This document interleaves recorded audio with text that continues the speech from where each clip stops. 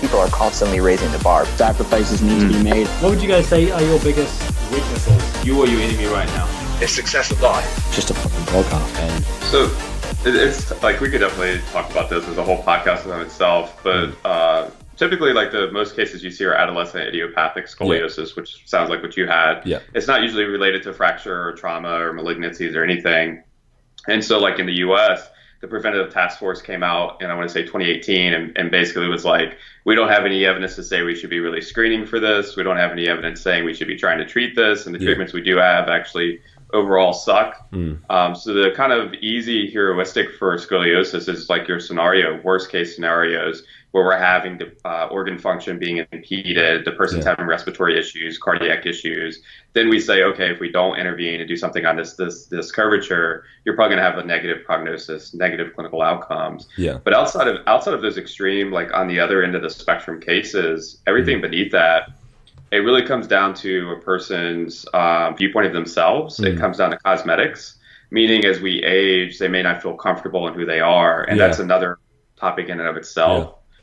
An easy like anecdote I use is, do you know who Lamar Gant is? Yeah. Like he had a pretty decent curvature. Yeah, he was like deadlifted. Really, and he's like insane. So it's like, yeah. And do you know, what is it? Brad Loomis? 3DMJ? I do know 3DMJ, but so I don't know. He's like one of the coaches. He's got spondylolisthesis and he's got scoliosis. So and he's like a national level powerlifter at like 56 or something. Like spondylolisthesis is rarely something to worry about. Like it's readily identifiable in athletes and is poorly correlated to symptoms. And we actually have a 50-year-long study as a follow-up on that where they don't actually progress. None of them progress past like 40% over 50 years. So it means it self-stabilizes. Those are very much like, we often think of like Mike Tyson, like, oh, I broke my back. That's what people hear. And it's not that, I don't want to take anything away from them, but it's not from a medical standpoint typically that serious. Like there's various grades, but barring that lumbar vertebra just having a spondyloptosis, which means it just falls off the sacrum, they're not usually massive medical intervention situations. And I feel like there's so much, like anything to do with the spine is like sacred territory almost. It's it freaks us out, you know? Yeah, it's so like this is why at first I wanted to give like sort of, when I first started making podcasts and shit, I wanted to like give advice around scoliosis, but it's like I'm so hesitant because it's like, okay, I'm not a medical practitioner. There's so much bullshit information out there. Yeah. Like, it's like someone asked me the other day, there's like, hey man, like, I'd say I'm like reasonably evidence-based, like people trust the guests I have on. So they were like, oh, do you have any like good people you recommend for scoliosis? And I was like, literally, I have no clue. Yeah. Like, there's not one person I can think of like, oh yeah, they're a scoliosis expert. Like, fuck, I got no clue. Like, I just don't. It's too complex and I don't know who to trust. Like, yeah. So that's the thing. It's like, they can pretty much, obviously these are broad generalizations without having some case context, but overall, broad stroking it, they can really do what they want to do. There aren't any concerns for long-term detriment, Yeah. It's a difficult topic to. Yeah. Who are you? What do you generally do, and what is your general sort of approach to all this stuff? Like, what was the path that got you to where you are today, and what was that general storyline like? Yeah. So I am Michael Ray. I'm a chiropractor in Harrisonburg, Virginia, which is on the East Coast of the United States, for those of you not in the U.S. I've been here for going on a little over 4 years now in practice. My story of getting started is a bit convoluted. I didn't really figure out what I wanted to do until I was about 27 when I actually went for my doctorate. So I got a bachelor's in criminal justice, briefly worked in law enforcement, got a master's in exercise science, briefly worked in cardiology as an exercise physiologist, briefly worked as a research associate on a study at the University of South Carolina, then went for my doctorate, and then got out and opened my own practice. So I've done a lot of different stuff. And throughout all of this, I did personal training. I started working for gyms in 2003 in some capacity, and I've been active with gyms since then. I opened my own gym when I opened my clinic as well. And then sporting-wise, all kinds of stuff, martial arts. I did bodybuilding for a long time, switched over to CrossFit in 2012. did that until 2018, and then I switched to powerlifting in 2018, and I've done 2 competitions so far. Yeah, I'm not a huge person on like titles or anything. I don't like them because it's usually just this false sense of appeal to authority. But one of the big things I like is pain, and that's my primary focus in clinic is treating pain and those experiencing it. And I think to summarize it in a nutshell, it's quite hard to do. But if I were to do my best with it, I would say that the things I focus on the most are education of the individual that I'm working with, and then figuring out what are their goals in life and how best I can facilitate that process. And I feel like it's definitely a good approach, because I feel like, as we were talking about just now, it's like you take an individual with scoliosis, it's like they'll let it limit themselves in so many ways, and it's like a lot of the time it's not an issue, and it's like they're letting it be an issue. So what would you say, like, in terms of pain, do you want to give us some background in terms of the general way pain functions in the body and the general sort of misconceptions around pain and sort of how we perceive pain, or how it actually functions? Or Yeah, I think this is a good place to start. I'm a bit of a definitions person, so I like to just start with defining our terms, and pain actually is extremely difficult to define, unfortunately for us. We all universally experience it as humans, but then when we're asked to articulate it, it's quite complex, both for the individual experiencing it as well as for the clinician or person trying to understand that person's experience. And so I think we really don't have a good grasp on how pain functions. I think that would be really hard to answer that question. And I think a major kind of caveat to this discussion is there's still a lot we don't know. And so when I go on these interviews, I try to tell people is I don't like to speak too overly confident on this topic, because it is in a state of flux where we're trying to figure things out. But we know a lot of what we've gotten wrong. And so for a very long time, pain has been looked through this lens of what's called a biomedical model, in which we define pain based off of nociception. So like brief neuroscience kind of discussion. There are these neurons, nerve cells in your body called nociceptors. They detect thermal, mechanical, and chemical tissue damage. And so for a very long time, we thought that a person who experienced pain had to be experiencing tissue damage. And we thought that it was this 1-to-1 correlation, meaning if someone pulled you and said, on a scale of 1 to 10, how much pain are you in? And they said an 8, that meant more tissue damage than someone saying a 4. And this has been the prevalent model for hundreds upon hundreds of years. You could trace this back to Descartes' era, where we had kind of this evolution of duality, mind versus body, very separate. That's a whole other discussion. And so for a long time, that's kind of how we've looked at pain. And then in the 1970s, the International for Association of Study of Pain got formulated. And basically the whole point of this was, how do we better study pain? How do we communicate about it better? And a taxonomy of pain was created. And in essence, this was done to be, can we give a lexicon to it? Can we openly communicate about it, where when you and I are talking about pain, we're on the same page? And so they released the first like official definition of pain, which was simply just defined as an unpleasant sensory and emotional experience associated with actual or potential tissue damage. And that was kind of a big step, because it was the first realization of the word potential tissue damage there, where we were like, oh, well, maybe we don't have to have nociception. Maybe we don't have to have tissue damage for someone to experience pain. Now their definition kind of screwed us, because they added a note to it. And they said, well, if someone is experiencing pain and you can't identify tissue damage and you can't identify some pathophysiological issue, meaning some problem underlying, then it's psychogenic, meaning it's all in their head. And so this was in the 70s, and that kind of, we thought we were taking a step forward, but that note really screwed us in the long run. Right. And since then, we've had a definition by Williams and Craig in 2016, a definition by Cohen in 2018.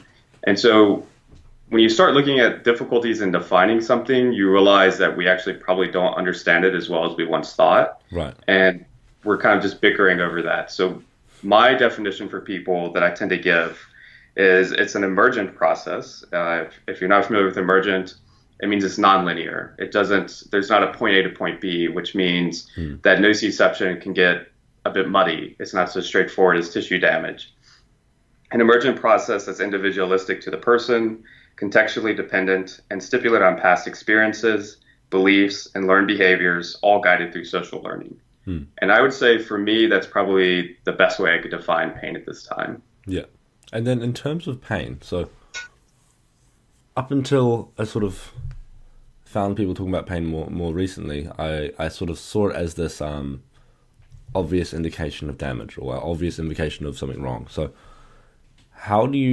is there any way to discern when it's an issue, or is it generally there's something going wrong, or is it commonly all psychological, or how do we how do we discern when it's an issue? Because I think it's obviously a very useful tool, but yeah, I think it's now there's a spanner in the works of sort of thinking, oh shit, like when is it I guess in someone's head, or when is it psychological, or when is it not because of tissue damage or an issue, or is it generally because of some sort of biomechanical issue, or is it generally because of some sort of thing with physiology going on there, or? Yes. All of that. So we had the biomedical model for a very long time, and a guy named George Engel came out in the 1970s as well, and he was a psychiatrist, and he developed what's called the biopsychosocial model from the general systems theory was ongoing as well. And biopsychosocial was basically Engel's way of saying there are more components to the painful experience in the human than just biology. And a lot of people thought it was him just adding on psychology, a person's thoughts and beliefs, and sociology, meaning their environment, their culture, and how they were brought up into the world, as being tacked onto biology. And so we still see this very reductionist approach. If biomedicine was it's all tissue damage, people are now looking at biopsychosocial as, well, now I need to find out, very close to what you're asking, the biological drivers, the psychological drivers, and the sociological drivers. And so they're still siloing it out, which is still a reductionist approach. And when we're trying to understand something, it's highly probable we're going to be reductionist anyways, so we can try to understand the whole. But this is still not a good approach to it, because the pain experience is intermingling of all three, of biology, of psychology, and of sociology. And it's so individualistic that it's difficult to give general rules on the amount of involvement for each. So an easy way to think about this would be, if you had a trauma, let's say you were in a motor vehicle accident and you had a femur fracture, the initial thought process is you're going to have pain in that. You may have pain, but it's not an absolute. Is it probably more likely someone would experience pain in that situation? For sure. But we know that pain is goal-based and attentional focus-based, meaning that when you experience pain, it as a protective mechanism, just as an evolutionary adaptation, your attention's drawn to that leg that you just fractured. Yeah.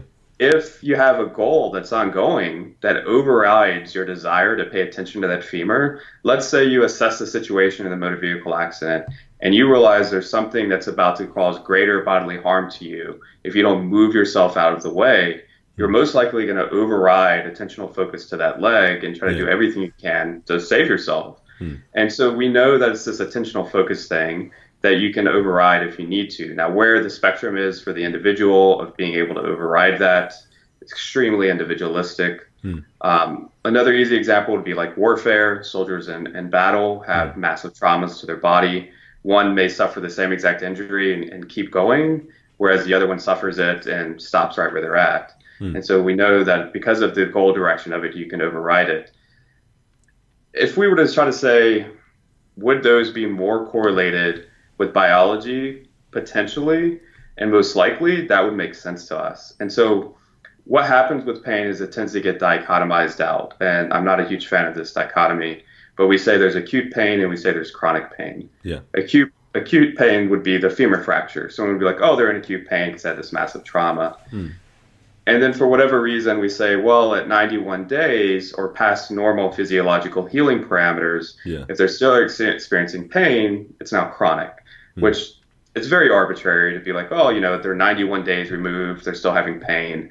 And then that's when you start hearing people say things like it's all in their head, it's psychogenic, stuff like that.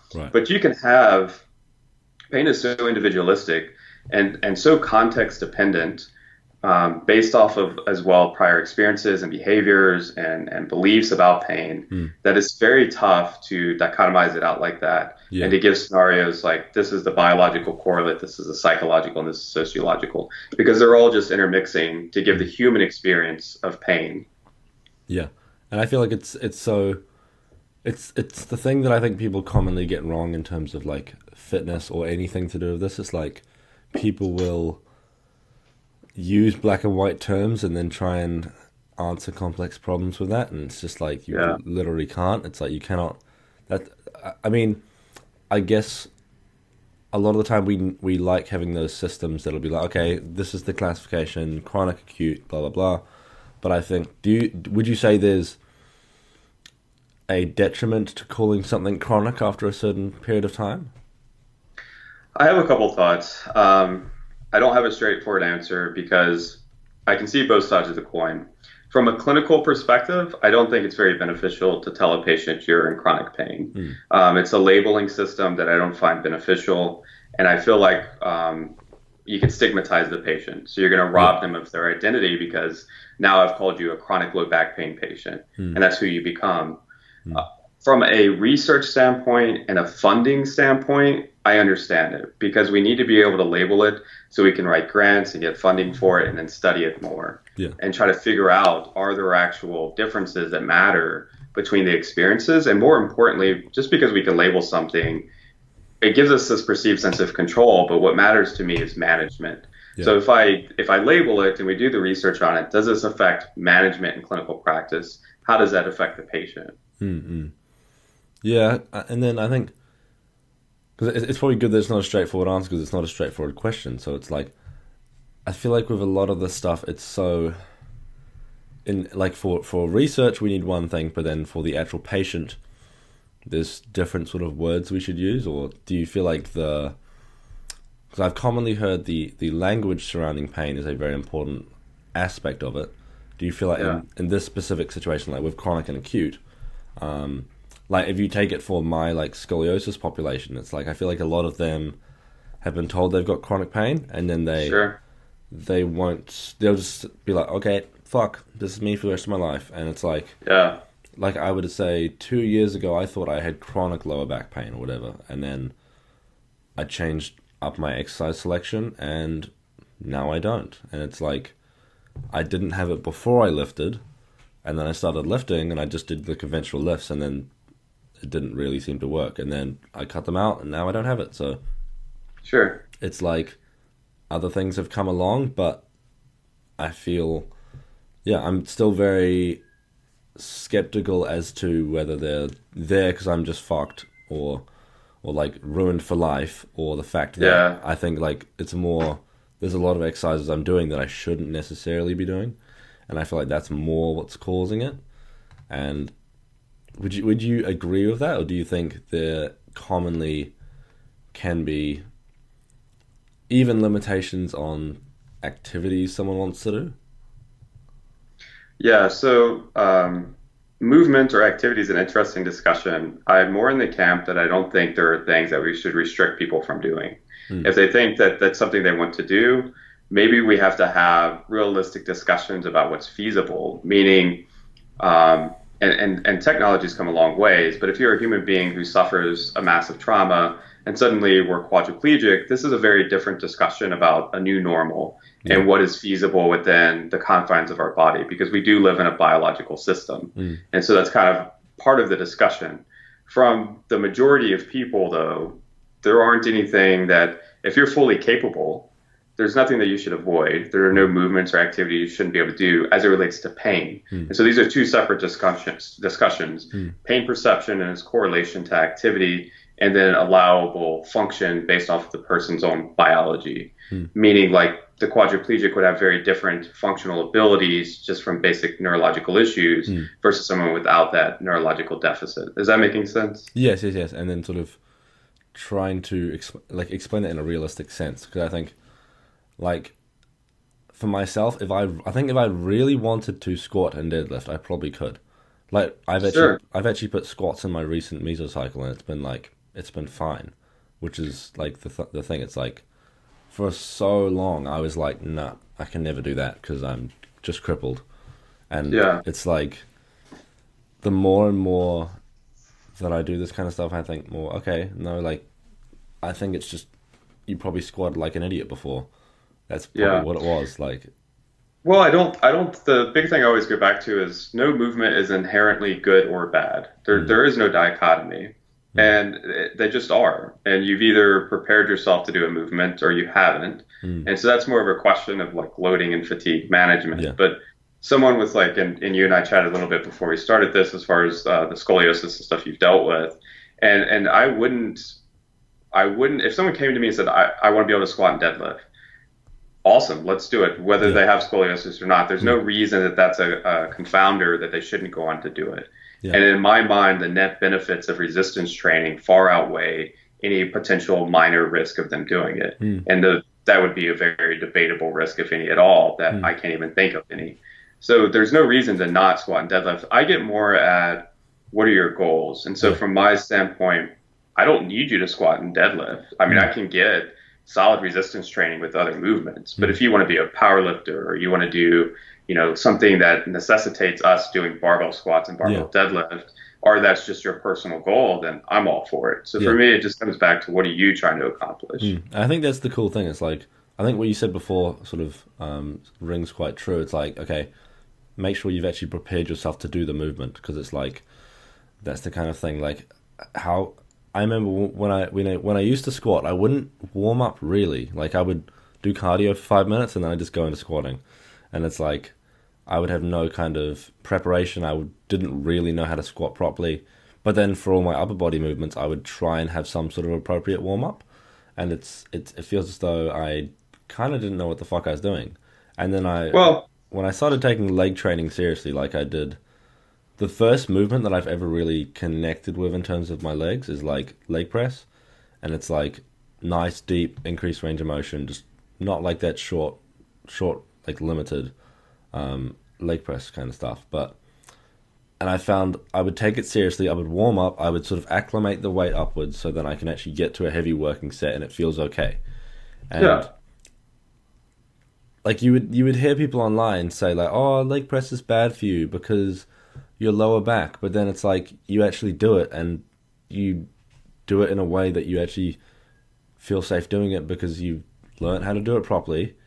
Learn how to brace your core, learn how to actually hold yourself into the seat, learn how to have your ankles that are like, have your feet in an appropriate position. And it's like, why on earth? Like, I'm pretty sure like 99% of people could leg press. Like, I don't know what would be the barrier. Like, well, improper movements is an interesting discussion in and of itself, because it's extremely individualistic for one thing, and then the other is we made all this shit up, right? Like, we made machines, we created the barbell, like we created these arbitrary movement standards and said, if you don't do it this way, you're going to get hurt, even though we have minuscule data that supports such an approach to it, if any at all, for most movements. So it really comes down to, when I talk about movement preparation, it's making sure that you've adequately done the things that you want to be able to do over time. So it builds up a chronic fitness level, and you're controlling acute spikes and loading type things.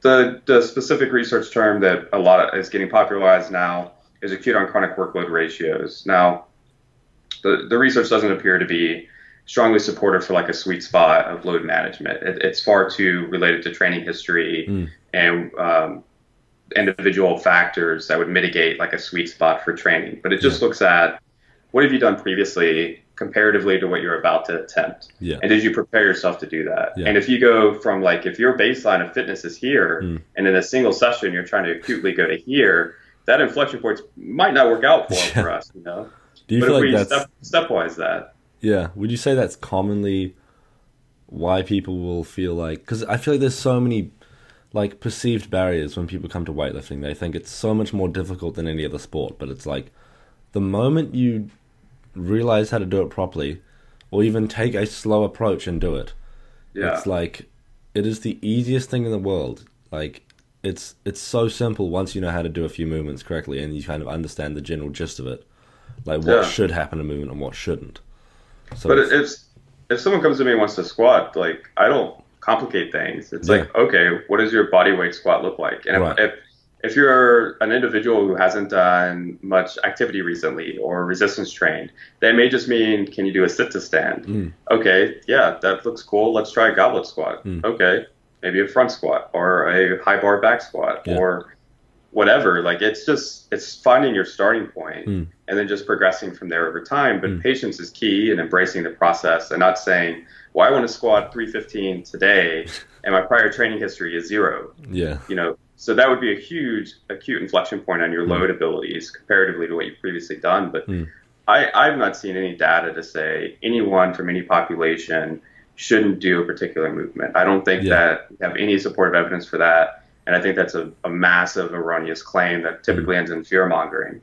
Yeah. And I think like an interesting example of that is, I think I mentioned JPS before, the guy who owns JPS, Jacob Skepis, he squats in quite a unique way, right? So he went to like the Australian Nationals, I think. He's like strong motherfucker. He's strong dude. And he squats with one leg slightly behind the other. Like it looks weird as hell, but it's like that's the only way he's found comfortable. And like he's a damn good squatter, and it's like it looks kind of weird, but the other way makes him like he gets hurt in the other way. It's like he doesn't feel comfortable. It doesn't feel safe. So it's like I feel like that's a decent example of like something that looks weird, but at the end of the day, it works.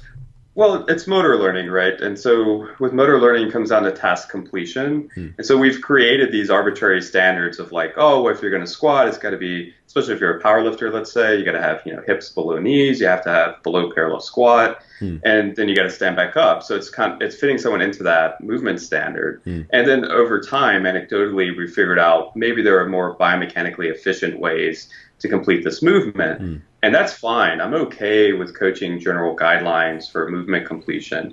My issue becomes when someone says, if you don't do it that way, you're going to quote unquote get injured, or you're going to get pain, or you're going to damage yourself long term.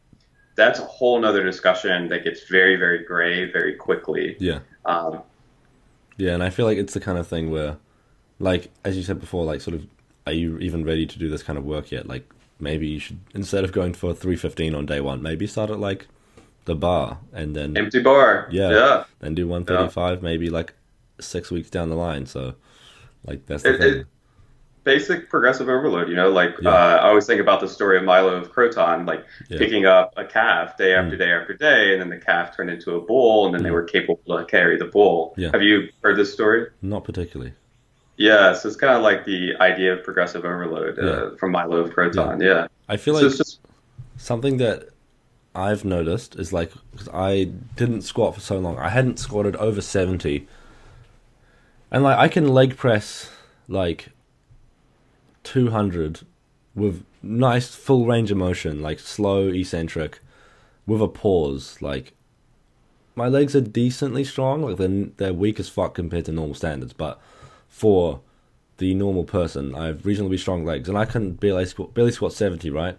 And then I started with like 40 and just did that for 1 week. I was like, okay, just nice, like 2 sets of 40 at like an RPE of like 6, and then I slowly upped the weight. I noticed the squats got less and less painful the more weeks I did it.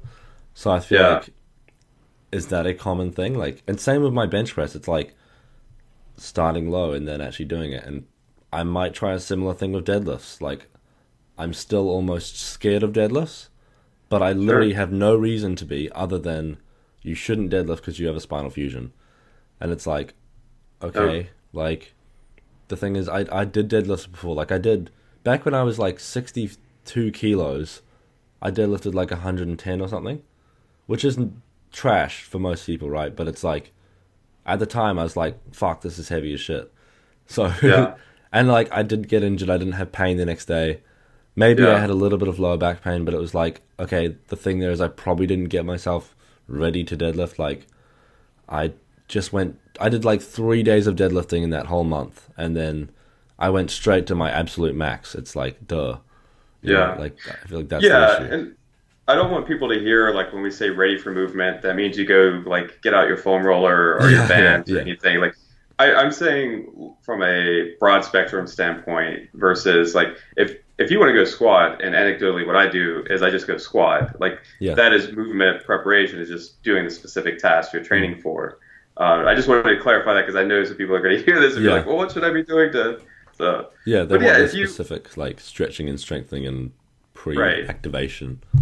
No, no, and like anecdotally, I've deadlifted people with spinal fusions. I plan on continuing to do that. Like it's obviously case specific, but there's no reason to avoid movement. You know, you mentioned earlier part of it could be you're fearful of movement. So we actually have a clinical term of that called kinesiophobia, where we have a fear of movement that can perpetuate a persistency of avoidance. And then if you toss in the factor of pain perception with the movement previously, so that's your prior experience that you had was, let's say, deadlifts, you got low back pain out of it, then that's our belief system now. The expectation is if I do this movement, I'm going to get low back pain. So therefore, I'll just not do the movement. And this kind of feeds into kinesiophobia, which feeds into this self-fulfilling prophecy of setting your own expectation that if I do it, I'm going to get pain. And then what happens, lo and behold, you go and do it and you get pain. And this kind of further perpetuates the avoidance pattern. And so the whole trick to this is, as a clinician, my job is to come in then, educate about what is pain, what is the meaning of pain, what's your understanding of pain, and then get you to do the thing that you're fearful of doing, but in a controlled manner, and you have me there to help you. It's such a complex topic because it's like, there's so many factors. It's so often that shit is demonized online. It's like you go on Instagram and every movement is bad for you, apparently. Everything you do is terrible for you and everything you eat is terrible. Yeah. Is there like do you have an opinion around those general, like, if you can't squat to depth, do this? Those kind of things? Like, is that generally pretty broad and pretty incorrect? So my first question always goes back to, why are we doing this movement? What is your goal? I mean, there's plenty of good benefits to doing partial squats, depending on the sport and the athlete and our goal and what we're trying to accomplish and overload with the partial squat. So that's a whole other topic in and of itself. So my first question is, why are we squatting and what is our goal that we're trying to accomplish? Again, if it's a power lifter, then I'm probably going to need you, especially if you want to be competitive, to go to that depth. And then for weightlifters, there's an argument for ass to grass, especially in, like, say, front squats. So it's going to be context and goal dependent. But if you're struggling, like, let's say, and a lot of times this is when you're learning to do the movement. And my kind of thing is, I wrote a really lengthy article on this a while back on Barbell Medicine's website about the term mobility, because it's extremely demonized and bastardized in today's world. And really, mobility just means to move. Do you have the ability to move? Yeah. Most people have the necessary range of motion to accomplish most tasks in the gym. Yeah. They're just not used to accessing it. So if I can give you some type of regression in the movement to help you learn how to access that range of motion again and then build you up, I'm fine with that. So an easy example for someone having issues with squatting to depth would be a box squat, to give you this external cue to try to hit. Or I could elevate your heels. A heel chew would do a great job, or just putting plates under the heels, letting you sit down into the position. So we're slightly altering the movement so you can go through, what we're giving you the task demands of, and then building from there. Eventually, over time, the heel lift goes down, or eventually, as you get that set point in your head with squatting, I take away the depth cue, and then you're fine without it. Yeah, and that's the interesting thing. It's like, I was literally just about to ask you about lifting shoes and sort of heel shoes, because I think it's an interesting thing. And what you just said there, it's like, okay, eventually the heel can go down. Doesn't have to, but it can. And that's something that I've even noticed in myself. It's like, ever since I've been actually squatting sort of progressively and in, I think, a more sensible manner, I found, like, before I literally could not bodyweight squat to depth without, like, falling over or having to, like, hold my hands out here. And I just put that down to being like, oh, my torso is short, so I just can't squat at all. And it's like, and I think I even caught myself saying it at the start of this podcast or something, but it's like, now I walked up to a bar the other day and just did, like, a bodyweight squat with just the bar, and I found I could actually do it reasonably easily, which is the thing that was like, holy shit, like a year ago it just felt so uncomfortable to squat no matter what weight you put on the bar. And you get anything over 60, and I was like, holy shit, this is the hardest thing I've ever done. And it's like, then I used lifting shoes, and it's like, holy shit, like, now I feel like I can squat, and it's like, I feel like I could almost maybe take away the lifting shoes and probably still squat. I think I'm always going to squat better in lifting shoes, but it's like, yeah, I definitely think that sort of, either that psychological or biomechanical barrier or whatever it was has kind of been lifted a little bit, or I've sort of learned how to squat properly or squat better. I think a lot of times it's just time and adaptation, remembering we're resilient creatures, we're very capable, we've evolved for a very long time. And I think that if you give yourself time and you're patient with the process, you can accomplish any task that you're trying to accomplish. It just takes effort with it. And I think that's the hard part. Just human nature is we want instant gratification, especially in today's world. And why can't I do this now? Why? And then not only that, if you layer in, well, this doesn't feel great. And what does that mean? Like I'm squatting and I'm not really squatted before and I'm getting this pinching in the front of my hip. Like, should I do more? Am I hurting myself? Like all of these things start going through our minds. And then in today's world, if you go to Instagram and Facebook, you're going to get 1,000 different answers. Yeah. Most people are going to tell you like how to fix your squat with these, 3 top tips. And then, and it gets like the consumer is almost like, I have no idea what's truth at this point. And that's a really tough spot to be in. And I think that's something like all of us at Barbell Medicine are collectively trying to help with. Yeah, I think it's good that people are sort of on the better side of this stuff now, like the more nuanced side. It's harder to understand, but it's like so crucial. It's like we cannot use these black and white answers for the next 20 years. It's like they're not going to work. They're just, it's like, and it doesn't matter what aspect of fitness we're talking about. It's like nutrition, like exercise selection, whatever. Like it literally doesn't matter because you just can't give those answers for literally anything. Like there's barely anything that is just black and white true. Yeah. Like even, okay, let's say something that's like calories in, calories out. Like you can almost say that's black and white true, but then there's so much nuance that goes into that. It's like you cannot just tell someone that doesn't work. Yeah. Like I think we forget that we're dealing with human beings. Yeah. And human beings, we're a dynamic creature in a dynamic system. Like we are not this linear, easy, like here's this information, ipso facto, I've like fixed you or corrected whatever your question was. Like it's just, if it were that straightforward, our jobs would be so much easier. Yeah. And I think especially as a healthcare practitioner, I feel like there's a lot of like, you need to take a lot of responsibility with that because, or even someone who's sort of got a bit more education around this stuff, it's like you should generally educate yourself as much as you can. Even if you're just a gym goer who gives advice to your friends, it's like, it's not that hard to educate yourself. And there's so much basic shit that if you educate yourself about, you could probably make a reasonable difference. Like, there's a lot of dumb shit people do in gyms every single day, and it's like, that is, I'd say, just a result of people loving the black and white answers. And it's so, like, I wonder how much longer that will continue for. I wonder if it'll always continue. Like, I wonder if hopefully, like, the more nuanced sort of grey answers will reign supreme one day. That would be fantastic. But I guess maybe they're too complex, but I hope not. Like, we're getting better at conveying this. Like, this has probably been around and a human issue for as long as we've formed societies and communities. But I think obviously the advent of the internet and social media has like perpetuated it beyond belief, like anything that we ever thought, because we start thinking like everyone's opinion's equal and like it was on the internet and like so-and-so said it, so it must be true. And there's a really good book by Tom Nichols that I'm a big fan of called The Death of Expertise that talks in depth about this. I'd highly recommend it. And I think to your point about like clinicians and watching what we say, I think that if you are given that title by society, because I think it's a societally given title of quote unquote expert, whether you've amassed a large following for whatever reason, the onus is on you to ensure the information you're disseminating is the most evidentially based information we currently have on a topic as best as feasibly possible. Yeah.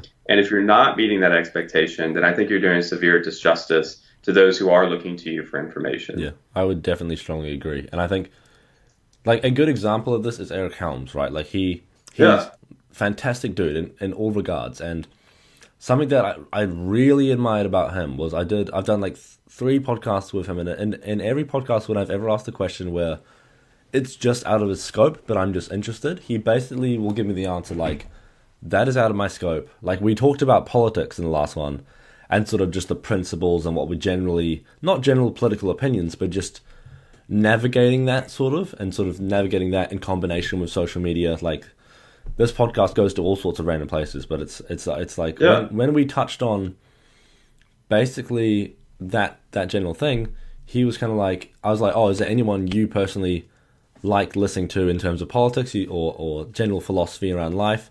He was like, I think it would be a disservice to say that or to put it out there. And I'm like, fuck, like, that's a hard answer to give, but it's true. It's like, that's not what we're trained in. It's like, once you step out of your scope, it's like you're kind of abusing your power.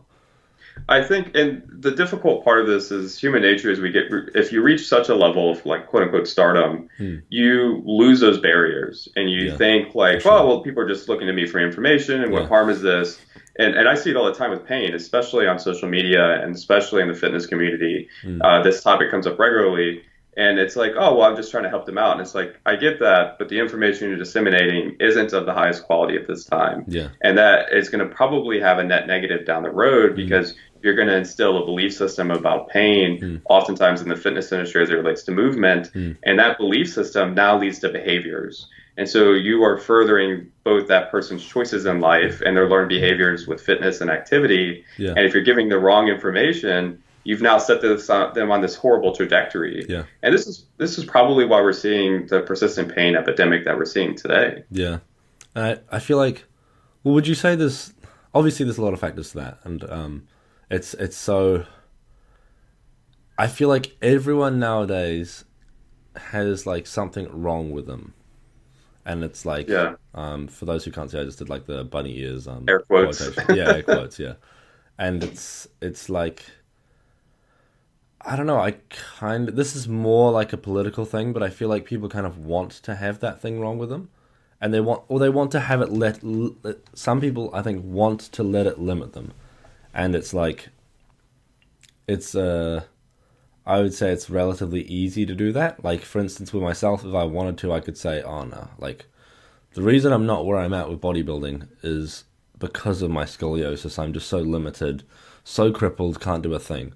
But, like, okay, in reality, like, for so long, I just haven't been eating enough. It's like, and there's so many other factors that I've just fucked up. Like, I can do shit better. And then I think it would be very easy for myself to just say, oh, but, I can't really squat. I can't deadlift. Fuck. But it's like, okay, if I seriously can't do those movements, which I think, as we've sort of discovered, it's like, it's not really true. Like, I kind of can. I mean, we'll see to what level I can, but it's like, okay, I could leg press, I can fucking floor press. Like, there's so much shit that I can do. I can do a bloody back extension, and that shit works. It's like, why not? And that's the thing. It's like, I think I feel commonly like people want to have that limitation, or it's easy to lean towards it, but then they feel negative about it, but then they want to perpetuate it. Like, they don't want to get rid of it because they like having that thing to lean on. Almost. It's a very complicated conversation. Yeah. I think because I'm a clinician, I look at us as clinicians as having a lot of responsibility in this realm for pain. And we have qualitative studies that like have looked at this, like where do people get their information typically around this stuff, but around pain, it's going to be healthcare providers. And so I think that when someone listens to a perceived authority, they assume, well, they know more than me. And so they adopt that belief or that knowledge or that information to their identity and they buy into it. And it would be easy to be told, like if someone was told, yeah, you have scoliosis, you shouldn't go do this, this, and this, or ipso facto, X, Y, and Z negative is going to happen to you. That becomes part of your belief system. Yeah. And whether you, for right or wrong, it becomes part of your identity. And that's where we get like stigmatizing the human being. I'm no longer Michael for me. I'm whatever problem I have. Yeah. And this is the whole premise and issue with the biomedical model was we provide these diagnostic labels to people and then we forget about the human experience that's having that label applied to them. And that robs them of their identity. So I don't know that I would agree that it's so much that they want something to be wrong with them, as in someone has given them a narrative that they've adopted and that wrong with them type aspect has manipulated their identity. It's robbed them of their social self, if you will. Yeah, I would probably actually, yeah. I can definitely see that being a more thought out perspective than my perspective. I think mine's a bit politically charged. So it's very, I think I'm throwing my political beliefs behind something that is not where they should go, if you know what I mean. Like, it's not the place that they actually take place. But something that I thought was really interesting you said there was like, sort of the adopting the belief system, and I think my surgeon probably did a reasonable job of explaining this all to me. And like, he told me I could lift weights, and he was cool with that. Like, there was no big deal. Like, I came to him 3 years ago just for a checkup to see if everything's going okay, and it was fine. He didn't say like, oh, but be careful. Like, the only things I no goes are like bungee jumping and skydiving, and I have no want to do those anyway, so I'm cool with that. Yeah. And then I think the thing that really rings true there is the fact that for so long I thought I couldn't do anything below 5 reps, like a 5 RM, or like that's another reason why I thought I could not be a powerlifter. I mean, I don't really have any intention to be a powerlifter, but because I just want to get jacked. But it's like, I think for so long I was like, oh, I can't do anything below that rep range because he sort of said, try and stay in the higher rep ranges, blah, blah, blah. And then I sort of took that so literally. And then, like, recently I've been doing a lot of bench pressing just in the lower rep ranges. And it's been fantastic. And it's like, I'm just working sub-maximally, or like below an RIR 0 or RPE 10. And that's been really fucking nice. It's like, it's really felt good. And it's crazy how I was almost scared of that, because I was literally thinking in my brain for so many years. I was like, okay, if I work in that rep range in anything that loads my spine whatsoever, maybe it'll bend, like something like that, and thinking about shit like that. And I mean, maybe that's not impossible, but it's like, what is really the likelihood? Like, I think I would have to be in an excruciating amount of pain for my spine to literally, the metal in my spine to bend. So it's like, yeah, I think I definitely had a lot of, like, I think those sort of believe that I definitely took on literally what he said, and then took that forward into the world. Like, I think he even might have mentioned squats and deadlifts. So it's like, that's the thing. I definitely see that ringing very, very true. Yeah, and that's a difficult thing. Like, clinically, we have to try to come in and figure out, and this is why, like, I lead my consultations with a couple questions, which are typically like, why are you here today? What, what's going on? And then I ask, what narratives, if any, have you been given about this issue previously, if you've sought consult? And then what are your thoughts about this? Because we have to work through those belief systems. If we don't take the time to understand someone's experience, the beliefs that they're holding about their issue, it's going to be really tough for me to reframe and reconceptualize and move forward towards where you want to be. So I don't know how you could, and it's difficult because much of our healthcare system is predicated on find problem, fix problem, ipso facto, the person's corrected, right? Like that's the biomedical model. It's find a tissue abnormality, fix it, and then send them on their way. And it just turns out that the human experience is far, far too complex for that type of model to support it. And I think it's the kind of thing where it's like, within medical practitioners, we see, like, when you're like the public, or before you become a medical practitioner, you sort of think, okay, they're all good, like, you can trust all of them. But it's like, in reality, there is such a wide, like, degree. Like, okay, if we just take people in my class of, like, podiatrists, it's like, there's some I would send a patient to, there are some I would fucking not, no chance. And it's like, that's the thing. It's very, like, it's so complex, this kind of stuff, and there's people who, I would say, don't respect it as much as I think they should, because it's like, I mean, that's making a pretty big generalization, but it's like, it's so, I don't know, I guess maybe even this is sort of fear-mongering a little bit, but it's like, it's so, like, not delicate, but it's like, if you say something like, oh yeah, you cannot lift weights at all, it's like, that might affect them for the next 7 years. It's like, that's the thing. It often does. And it's like, see it all the time. Yeah, every day in clinical practice, every time I do a remote consult through barbell medicine, that someone told me 10 years ago, don't do this. This is Yeah. bad for me. Yeah. And it feels like, since weightlifting seems to be it feels like it's so overwhelmingly one of the best forms of exercise for like general health. Like, I want to do, and like, I don't know how long it'll take to get there, but I would love to do like my PhD in hypertrophy for health and like the applications of that, because Sure. I feel like it's almost disrespected as a health outcome. But I feel like people just see it as getting jacked, but it's like, okay, if you get like a 40-year-old person who's very inactive and you get them lifting weights twice a week, like, and them working like relatively hard at it, and then just twice a week, I feel like it's crazy how much of a difference that can make compared to like if they go for a run twice a week. Like, it's insane. It's just like, I feel like it's almost undervalued. Sure. Would you generally say, like, okay, here's another question I wanted to touch on, actually. Is there anything you think, in terms of lifting, like, do you think most people, regardless of any demographic, do you think they should, for the most part, everyone should lift in some capacity, or similar resistance train in some capacity?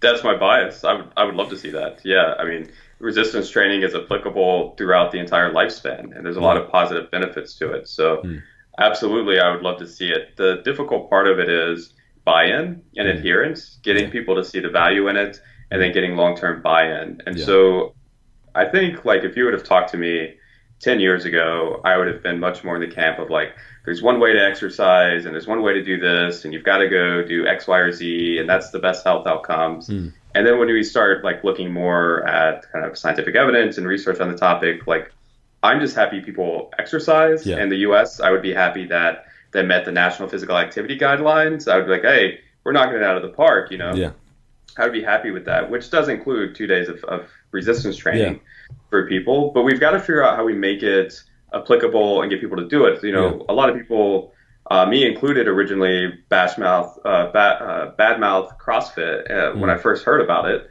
And then I got into it, and what I realized is it's a perfectly acceptable modality of exercise if someone has buy-in, they're interested in doing it. It provides community support. So it has all of these positives. And I think that's really ultimately what matters. Sure, I would love to see everyone resistance training, but how do we figure out how we get long-term adherence and buy-in from people? Yeah, to like any sort of exercise, because it's like, for instance, I tried to get my mum into like the gym, and she hated it. She was like, "Nah, I hate this place."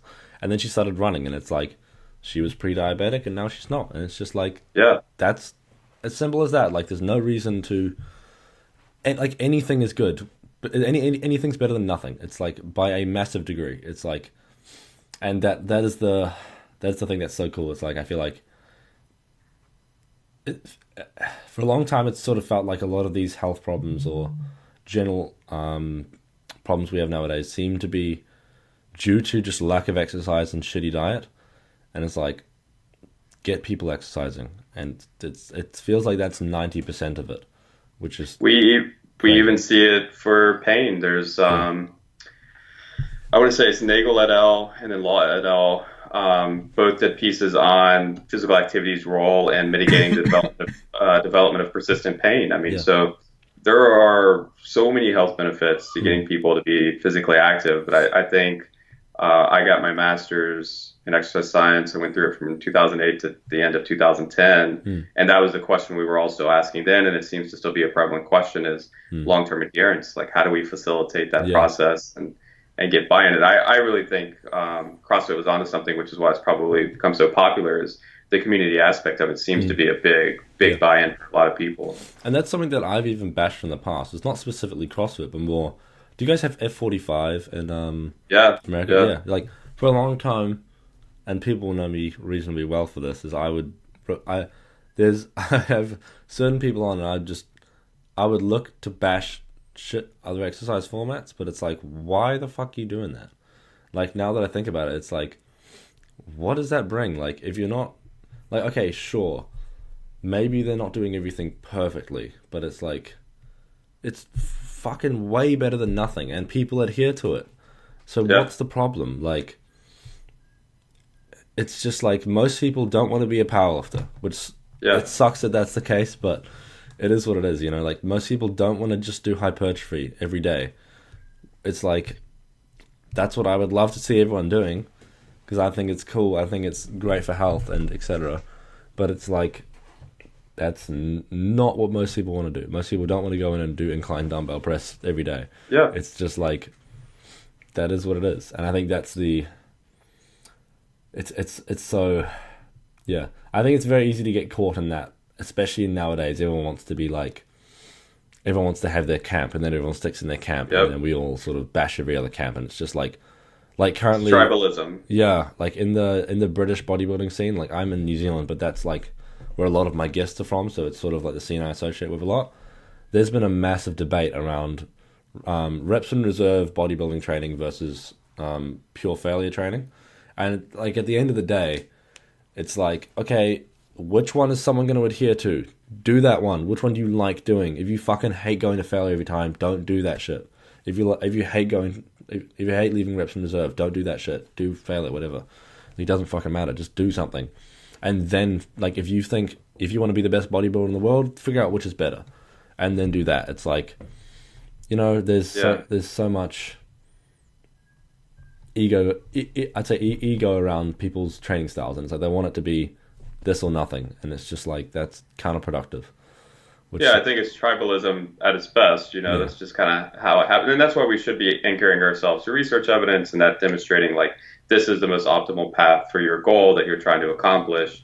While we're getting adherence with it, we see the same thing in the rehab community. Like, oftentimes people are saying, "Well, I am exercising my patients." I was like, "That's awesome. I would love to make every one of my patients squat and deadlift and bench press and overhead press and do progressive overload." But the reality of the situation is that may not be their goal at all. Yeah. And what I need to do is facilitate what are their goals and how best do I move them towards them, regardless of what their goals are. Plenty of people are going to come to me and want to run ultra marathons, which sounds miserable to me as a powerlifter at this point. But my job as a clinician is to facilitate that process in the most evidence-based manner as possible. Yeah, like I work in a shoe store part-time, and it's like I sell like it's just running shoes, and people will come in and they'll be like, yeah, I want to run like this 120-kilometer run, and I'm like, fuck that, but power to you. I'm going to give you some shoes to make you do it properly. Like, go crush it. Like, but fuck that. But you know, if they enjoy it, fuck it. Like, they adhere to it. It's crazy. Like, I used to be a distance runner. I fucking hated that shit when I did it, and I liked lifting weights. Like, I was a skinny dude, but I fucking liked it. And then, like, I hated running, but they fucking like it. So do it. Like, man, doesn't care. Like, it just, if it works, it fucking works. Like, there's no point in, I wish I could tell this to myself like a year ago, or whenever I recorded those podcasts where I was bashing those, because I think it's a learning process. Yeah. Like, you know, we could all think back and be like, and it's going to happen again. Like, that's kind of the whole point of knowledge acquisition, is this a never-ending process. I'm sure 10 years from now, I'm going to look back on my understanding of pain and be like, man, you really didn't know anything. You thought you knew something, but you really didn't. And that's just kind of the point. You know, hopefully we're growing together. Yeah, that's the thing. It's like, it's kind of like, okay, hopefully that should happen. But yeah, I think we'll end it off here. Where can people find you? Where can people find everything you do? If you have any products, pimp those. Where can people find all the kind of stuff you do? Yeah, I'm most active on Instagram, and that's just Michael_barbell medicine. And then I do a lot of writing for barbellmedicine.com. Just go to the blog. We've ran a really long series on the shoulder recently, covering everything you can think of on the shoulder. I'm about to release a low back course for continuing education for clinicians, and we're going to re-release some articles that I've done previously and that my colleague Derek Miles has done on the Barbell Medicine website. That's probably the easiest ways to get in touch with me. Boom. Fantastic. Cool. So I'll cut it out your last word there, so then they get that last bit. Cool. Okay. Fantastic, man. Is there any links you want me to put in, like specifically, like the website, Instagram? Do the courses, are they on the website, or? Not yet. I just recorded the low back pain course maybe 2 weeks ago, so we're Okay. still editing that. But the barbellmedicine.com would be fine. Cool. And then there's a blog tab they can go to Okay. there.